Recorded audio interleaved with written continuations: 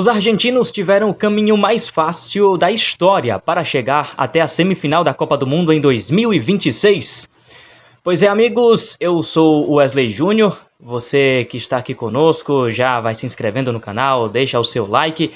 E essa questão é muito interessante, né? Uma pergunta interessante para que a gente possa conversar, já que o time treinado por Lionel Scaloni ainda não enfrentou nenhuma grande seleção nesse Mundial. E teoricamente a resposta para essa questão é sim ou praticamente sim. Isso porque, de acordo com a publicação feita pelo jornal O Globo, grande jornal aqui do Brasil, a Argentina é a primeira seleção a alcançar uma semifinal de Copa do Mundo sem enfrentar uma equipe que estivesse entre as 10 melhores do ranking da FIFA. Eles utilizaram um levantamento do aplicativo de análises Analistas, que foi divulgado esse levantamento também pelo jornal francês L'Équipe. A Argentina também não enfrentou nenhuma seleção que já tenha sido campeã do mundo neste torneio. Como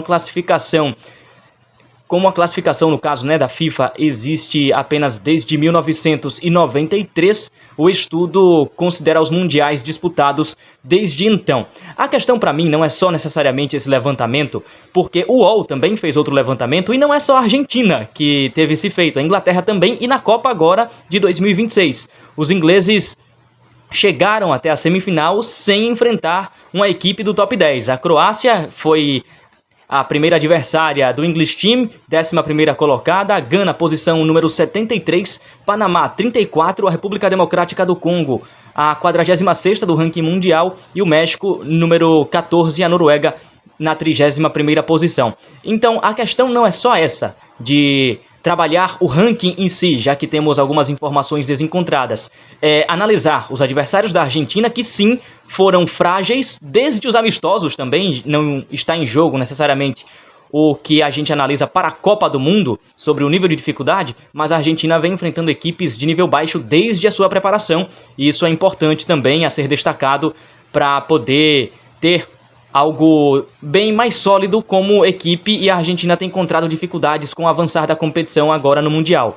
Então, a gente, levando em conta só a Copa do Mundo, nós tivemos a Argentina enfrentando, na primeira fase, fazendo 100% de aproveitamento, a Argélia, que a Argentina venceu por 3-0, um jogo no qual os argentinos tomaram até alguns sustos. O Dibu Martínez teve o seu gol vazado no primeiro tempo, mas o gol foi anulado. Na sequência, a Argentina venceu a Áustria, 24ª do ranking da FIFA, só lembrando que a Argélia é a 28ª. A Áustria, a 24ª, a Argentina venceu por 2-0, Lionel Messi perdeu o pênalti nesse jogo, mas se recuperou. A gente imaginava, pelo menos a maioria dos analistas que acompanham e fazem cobertura da Copa do Mundo, pensavam que a Áustria, com a sua intensidade, treinada pelo Ralf Rangnick, poderia oferecer um risco muito grande para a Argentina, e não foi isso que aconteceu.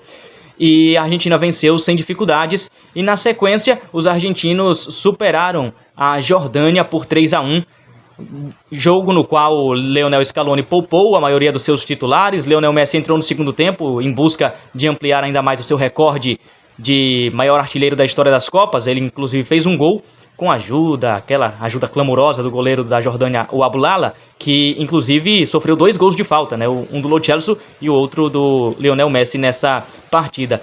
E a Argentina fez o que se esperava. Apesar de não pegar grandes adversários, tecnicamente falando, conseguiu se impor da maneira que uma equipe do nível da Argentina tem que fazer contra os adversários desse nível. E no mata-mata as coisas começaram a se complicar um pouco mais, não necessariamente com o nível dos seus adversários, mas com o desempenho da Argentina. No mata-mata, o time hermano não teve nenhum confronto, nem contra a top 15 do ranking da FIFA. A Albiceleste eliminou Cabo Verde na fase de 16avos, aquele jogo que foi para a prorrogação, que a Argentina controlou na maioria do tempo. Vozinha, o goleiro cabo-verdiano, fez ótimas defesas, mas não passou muito disso. A Argentina teve que jogar o tempo extra, e os cabo-verdianos até sustentaram o empate em 2-2 e poderiam ter levado para as penalidades, não fosse o cruzamento do Messi na cobrança do escanteio para o Cuti Romero bater de cabeça e a bola desviar na zaga de Cabo Verde e decretar a vitória da Argentina.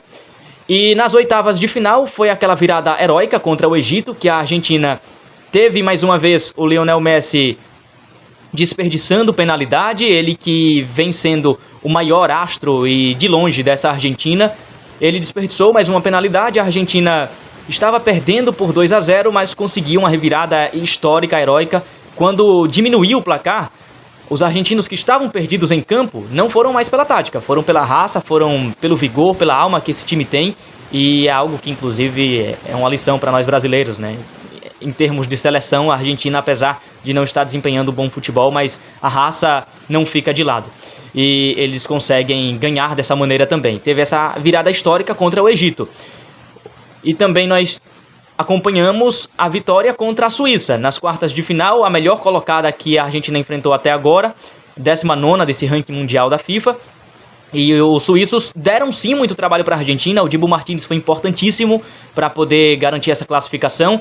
Os suíços estavam dando um calor após o empate no gol do Ndoye já na metade do segundo tempo. Se não fosse a expulsão do Embolo, mas como se não joga, né? Mas não fosse a expulsão dele, a tendência era que os suíços tivessem mais perna, tivessem mais possibilidades de até avançar para a semifinal, conforme o jogo estava se mostrando, né?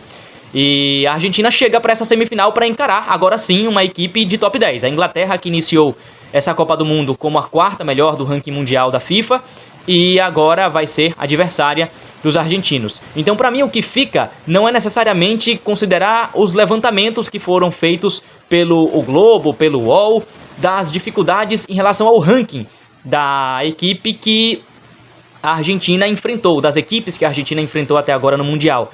Mas é sim sobre a questão do desempenho, que foi caindo jogo a jogo, mas principalmente não só jogo a jogo, fase a fase. A primeira fase da Argentina foi repleta de domínio, apesar de alguns momentos os adversários terem a bola para si, mas a Argentina também é um time que por vezes deixa o outro adversário jogar.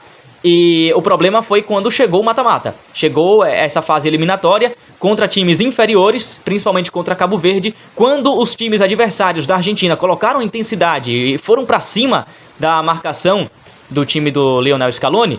Nós tivemos uma Argentina que mostrou seus defeitos, que não consegue correr para trás com tanta qualidade, uma Argentina que tem um desempenho físico decadente já nessas fases de mata-mata, apesar das vitórias na raça. E outra coisa que para mim é um ponto extremamente negativo da Argentina até agora é o seu meio-campo, com McAllister fazendo uma Copa abaixo, Enzo Fernandes fazendo uma Copa abaixo, Depou também uma Copa abaixo do esperado.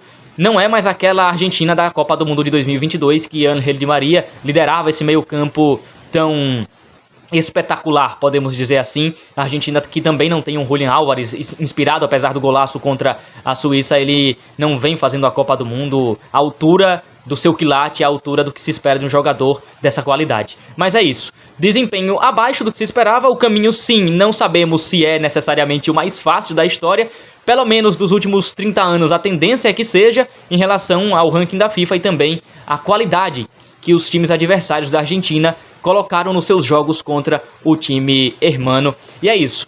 Você concorda com essa afirmação dos levantamentos dos jornais, do Globo, do UOL? Você acha que a Argentina teve esse caminho fácil? Deixa aí nos comentários, e você também pode curtir o vídeo, fazer o compartilhamento dele e fazer também uma sugestão de assunto. Se você achar interessante, algo que seja relevante, algo legal pra gente abordar aqui, pode deixar também nos comentários. Um abraço e até a próxima.